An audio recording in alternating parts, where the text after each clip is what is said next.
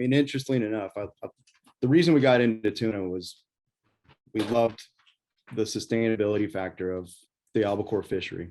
I love the techniques they use to catch them, with the jigs, hook and line, with the bait poles. Loved everything about it. At the end of the day, I love the product as well. It was just a delicious product that you just don't see out there as much. You always see the yellowfin, yellowfin, big eye, bluefin. You just never see you don't see albacore, and you don't see it on the West Coast, which I always found amazing.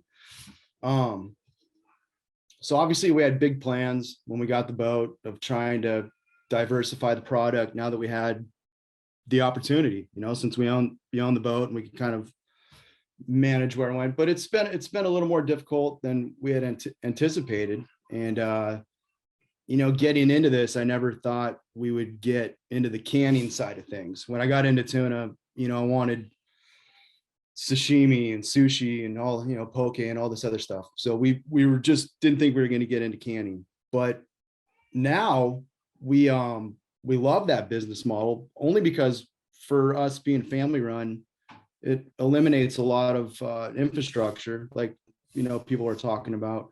We can keep the canning on pallets, and we don't have to. We're not processing it ourselves. We can contract somebody else to process it and do the hard work. But it makes it easy for us to be able to get it out to people that want it.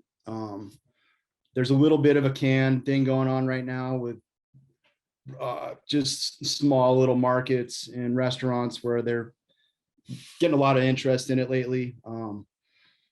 But we're still trying to figure it out, but we feel like it's been a good way for us to get through our off season, because historically this boat's only fished the albacore fishery. And until we got it, it was always a brine boat. And so we just upgraded all the refrigeration and made it into a blast freezer. And, we freeze at sea now. And so we really just never thought we'd go this direction, but we're really coming to find out that it's working for us, and it gets us through those slow times when we're not able to get the money from the wholesale monies we get from the tuna offloads, and just the simplicity of it. I mean, honestly, just getting it out there and just being able to. We're selling it right now as far away as, I mean, we get it out to Gloucester, but we sell it at 3 different stores in Wisconsin. We're in 3 different CSFs around Portland and the river here.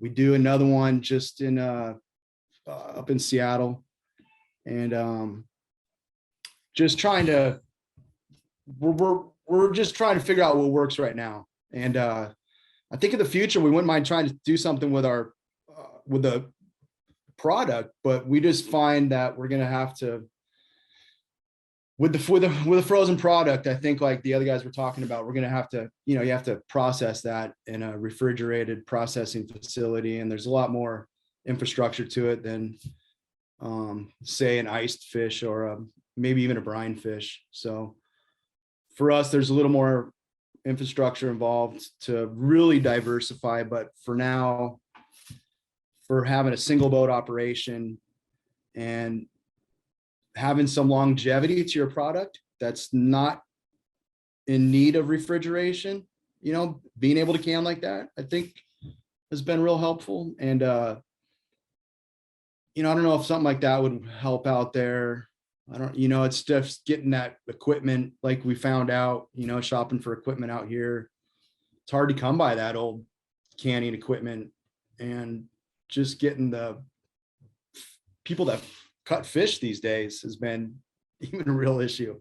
But we really like that right now. For right now, we really find that business formula is working for us, and